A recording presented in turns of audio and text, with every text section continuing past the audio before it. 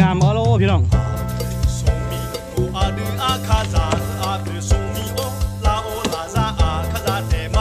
มันออกมาทุกคนเด้อนี่เนาะ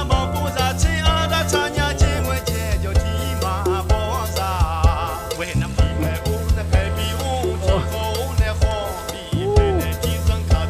ของจริงของจริงของมาพี่ตายพวกเรากันมันหูไป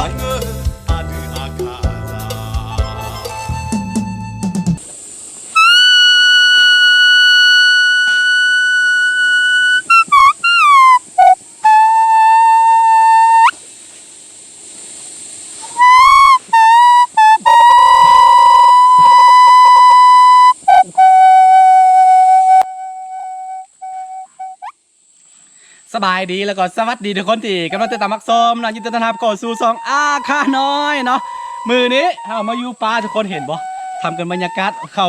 แยกในน้ำที่สุดก็คือมาพี่ทุกคน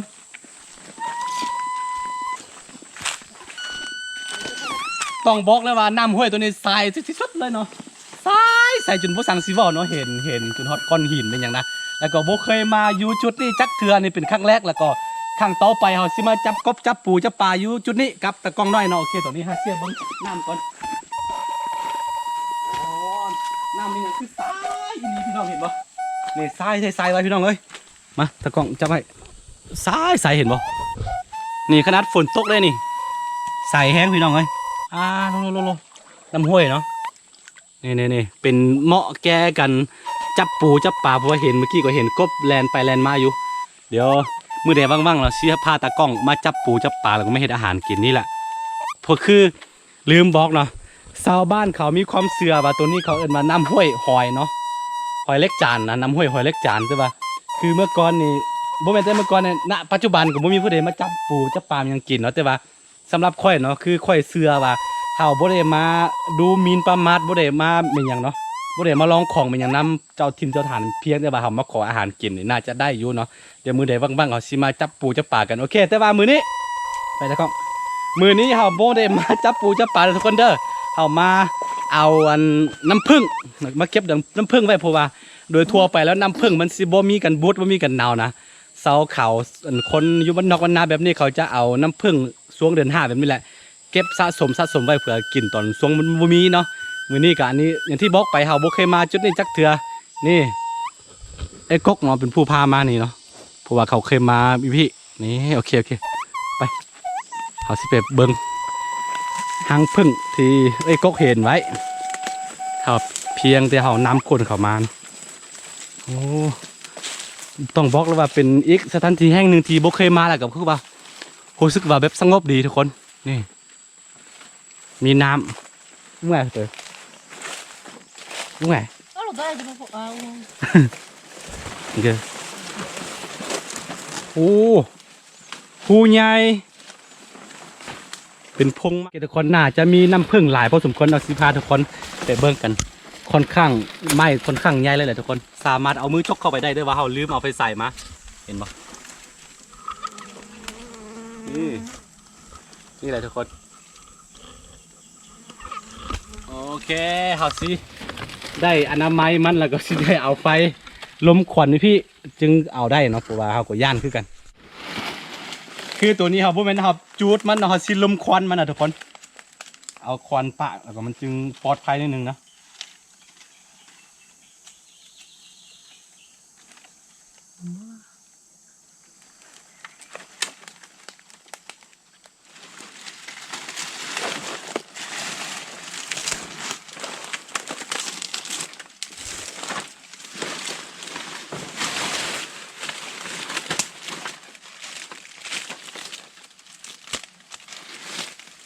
ค่อนข้างง่ายเลยทีเดียวฮูมัน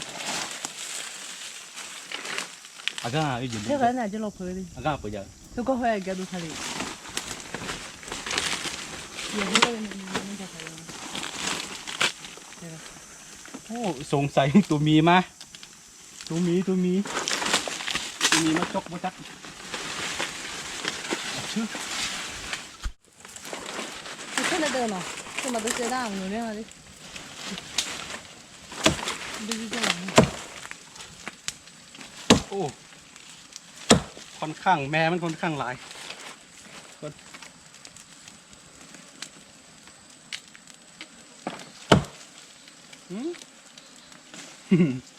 จะมี 你这多少了？ เฮ้ย 拉呀拉，可什么了？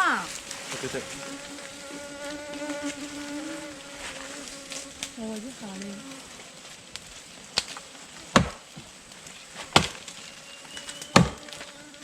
เฮ้ยเยอะพุ่งอ่ะปุ๊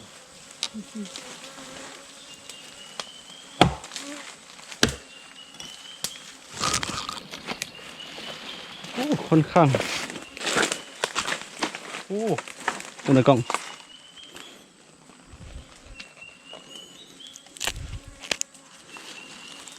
สวยงามเป็นเลือด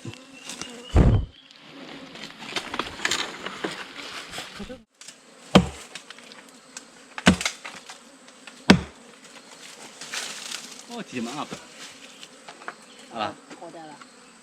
มันก็เงี้ยเด้อ 妈，这拉大不进来。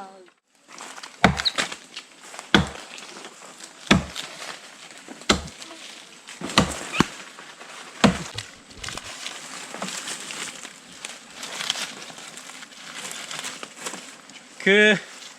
ต้องได้ใส่เวลาพอสมควรพี่น้องเพราะว่าขวัญมันลันตลอดมันบ่ดีนะแล้วก็สำหรับต้นตัวนี้เนาะยูเทิงมันจะเป็นหัวกุดเนาะจะได้มันกดสิล่มแล้วนะเนาะคือถ้าปฏิเสธบ่ได้แหละเรื่องจะนี้นะเขาก็ว่าเขาเอากินเด้เพื่อคนที่จะดราม่าเนาะ บูว่ามันเป็นเนื้อไม้ชนิดใดรู้สึกว่าแบบเบิ้งอันเปลือกของมันรู้สึกว่าแดงๆไว้เนาะเป็นตะกินตอนนี้เขาก็เจาะได้เรียบร้อยทุกคนเพียงแต่ว่าเขาเจาะให้มันกว้างๆนิดนึงเพื่อสิเอามันออกมาไปเก็บเลย 那好嘛。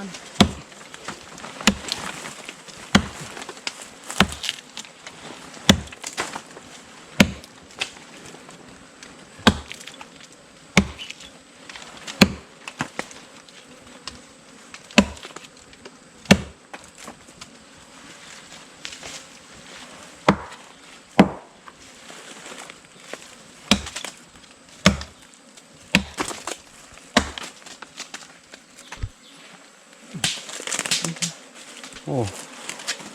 เนื้อไม้โคตรงามเอาโลพี่น้อง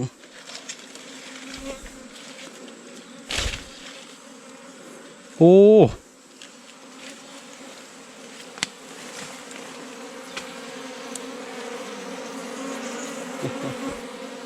คือต้องบอกเลยว่าพื้นที่ที่เขากำลังเอาพึ่งอยู่นี่เนาะมันเป็นพื้นที่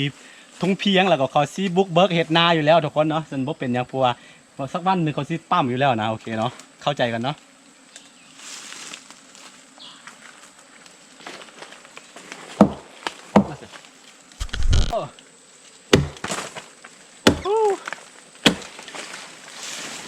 เรียบร้อย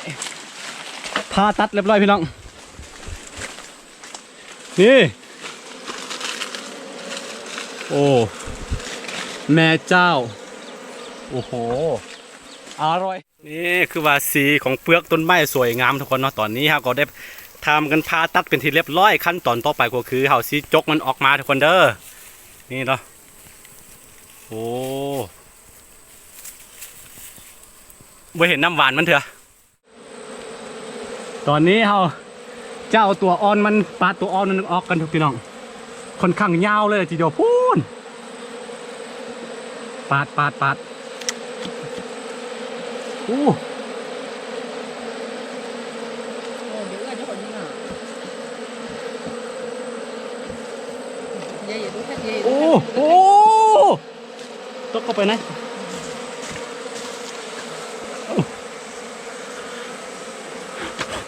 ค่อนข้างมีน้ำหนักเป็นโล2 โลคนทุกคนโอ้นี่ลาพ่นปาดน้ำผึ้งมันเข้าด้วยนึงละคน 我把手机上上了。เอาเดี๋ยวก่อนปะปะ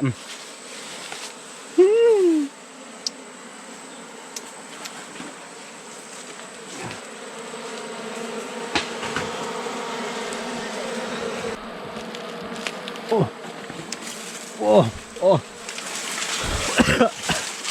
Amazing โอ้ โอ้บักเตอร์ที่เหรอ โอ้ โอ้ยเนาะ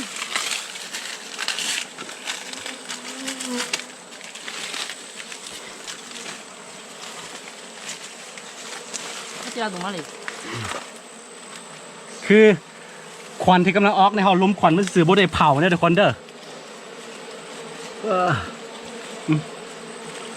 โอ้ของจริงของจริง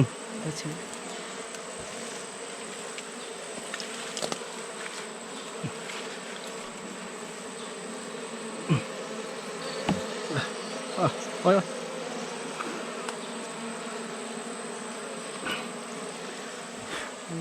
อ้ำมาได้อ้ำอย่างนั้นด้วย ค่อนข้างหนัก ค่อนข้างมีน้ำหนัก ตอนนี้โตต่อไปก็เป็นได้น้ำเพิ่งสดๆเลยพี่น้อง เพราะว่าเขาปัดอันตัวอ่อนมันออกมันแล้วอะไรจะไปมักมันจะไปมัก เยอะเยอะเยอะเยอะกันเลยใช่เยอะกันเลย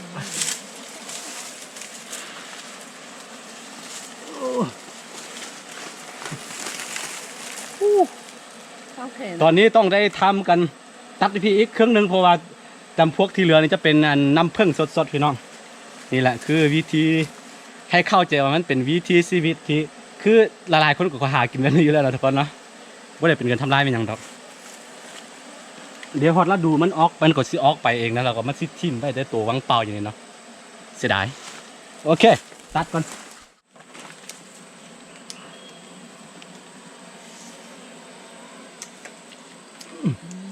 อันนี้น้ำผึ้งสดๆพี่น้อง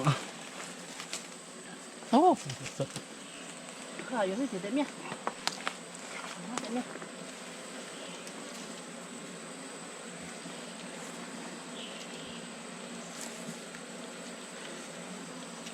ชิบะ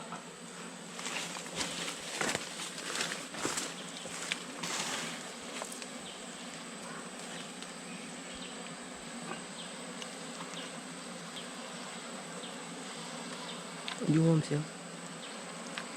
โอ้โอ้ มาตอนใหญ่ตอนใหญ่ โอ้ มันมีเสียวเอามาเมาแต่เนี่ยค่ะ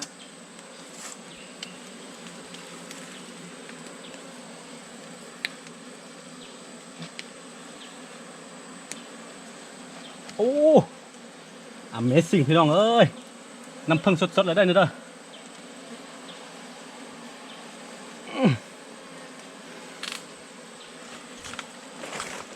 โอ้ชิสุบกี้ไอ้ nó bị về mặt đỏ không thì các là thứ thùng à mà kiểu nó này thôi đó thôi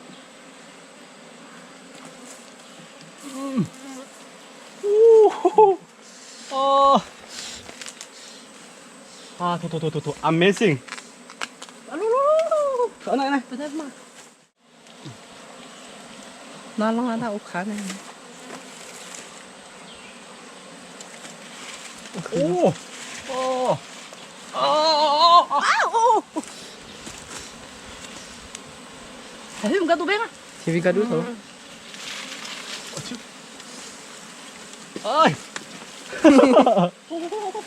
ตกในไหนแล้วพี่น้อง à luôn bắt sâu thằng nó rồi có ông đây nè มีเชื่อมาต่อแค่ตัวป่ะ biết sao tao cao đừng như thôi xí ใช่พ่อปลาได้จะปัดให้ดูมั้งแบบมามาสุดได้ที่มาขาย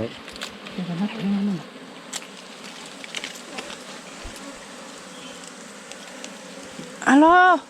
nó này mới chết แค่ này อยู่กับแปดเลยเปิดมาโอเคทุกคนตอนนี้ครับก็ปลาให้มันน้อยนึงตัวนี้เฉพาะตัวนี้จะเป็นน้ำผึ้งสดด้วยพี่น้องเด้อแล้วก็จะมีตัวอ่อนมันพร้อม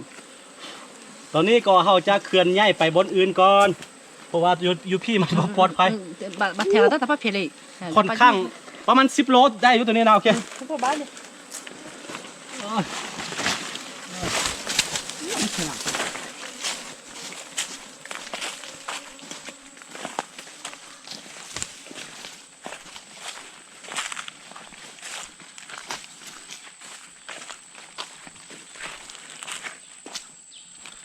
โอ้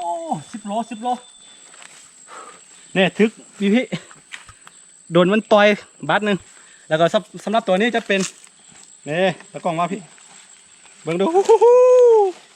ลายโบราณกว่าให้มันหู้ไปนี่สำหรับเฉพาะตัวนี้มันจะมีน้ำหนักอยู่ประมาณโบต่ำกว่า10 กิโลเด้อทุกคนเด้อแล้วก็นี้ตัวนี้มันตัวอ่อนมันเนาะตัวอ่อนฝนน้ำผึ้งได้โอ้ได้หลายเติบพี่น้องเอ้ยนี่เนาะอันนี้สดๆนะคือน้ำผึ้งมันค่อนข้างนักเลยทีเดียวนี่โอ้ amazing ทุกตอนนี้อุปสรรคของเราคือเอารถจักรมาคันเดียวแล้วก็มี3 คนขี่มานำกันคันเดียวกันแล้วก็ตัวนี้ก็ค่อนข้างนักแล้วแหละทีเดียวเพราะฉะนั้นเราจะแซะถุงยางออกไปนี่กินเพราะเป็นวิธีเพราะว่ากินหลายมันหิวน้ำทุกคน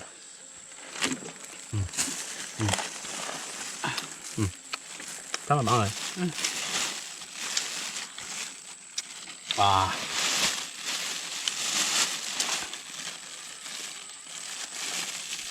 อ้ยมิเช่ก็แบบอึ้งอ่ะ thế cái nó hả ก็เป็นยังไง bé ưng à bé ưng hay dùng bé ya bé ưng khởi bé ya khởi ทั้งไงฮะทั้งอีกสิ khởi dùng à bé ưng rồi bé ưng dùng à เด็กเบ็ดเช่ sao cái bạn bé ya dùng à ba tuổi nhá là ก็เบ็ดไง à má mẹ bé chơi how vậy เบ็ดเบ็ด à เช่ bé ya bạn dùng à nó đã เดี๋ยว bé ya ไอ้ถ้าเบ็ดแม่ไหน nó này เบ็ดบังมึงอ่ะ bé ya bạn đấy à เออ hay bé ưng hay hương à bé ưng à là hay hương ที่แย่ nhưng mà ใช่เลยตอนนี้เขาแยกว่าตัวใดเป็นตัวอ่อนตัวใดเป็นน้ำผึ้งนะทุกคนเพื่อความสบายเวลาเห็ดเนาะโอ้เบ็ดมันจะเบ็ดเชื่อมตรงไหนเบ็ดเชื่อมเขาเนาะ nó hay hương dùng à để trộn lại là nó gì ba đùa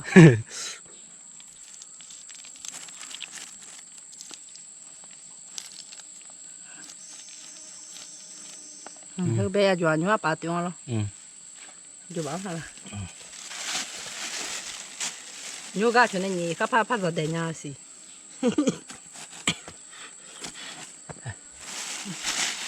จะใช้ถุงยางกลับไปแล้วแม่พี่น้องนี่คือวิธีชีวิตเนาะหากินคือผู้ใดอยากได้น้ำผึ้งก็ต้องไปเอาช่วงเดือน5คือคำบูฮานของเก่าไว้เนาะน้ำผึ้งเดือน5หวานอีหลีพี่น้องเก็บไว้เดี๋ยวไก่เดือน5เดือน6ไปกับบุมีได้แหละเอาสิเก็บไว้กินช่วงกันมันจะมีเทศกาลบุญกินเจียงบุญโลสิงซาของสุนทรอาคาแล้วก็จะตามข้าวปลาจำน้ำอ้อยกินน้ำอ้อยน้ำผึ้งกินมันแซ่บพี่น้องโอเคตอนนี้เขาสิเพียงเท่านี้ก็นะถ้าผู้ใดมาคลิปแบบบ้านๆไม่ก็อย่าลืมเนาะกดไลค์กดติดตามซองอาคาน้อยเนาะเผื่อบริพัตรวิดีโอใหม่ๆจากซองอาคาน้อยตัวนี้เจ็บอันนี้เนาะโอเคแล้วเจอกันไว้ในคลิปหน้าเนาะสำหรับคลิปนี้ไปก่อนพี่น้องสบายดี